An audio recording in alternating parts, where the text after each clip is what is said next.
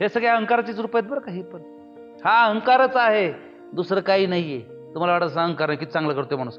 अहंकार इतका भारी असतो अभिनयाला, भल्या भल्याला पूर्ण उरतो अहंकार. अहंकाराचं रूप करणं हीच मोठी साधना आहे आणि बऱ्याच जणांना तीच जिंकता येत नाही. बरेच जण साधना करतात ना, हे अहंकारासाठीच करत असतात, अहंकाराच्या तृप्तीसाठीच करत असतात. ही पण अहंकाराचीच एक बाजू असते. सकारात्मक आहेत का? आपण म्हणायचं हो सकारात्मक आहे का, त्याच्यापासून दुसऱ्याला त्रास होत नाही.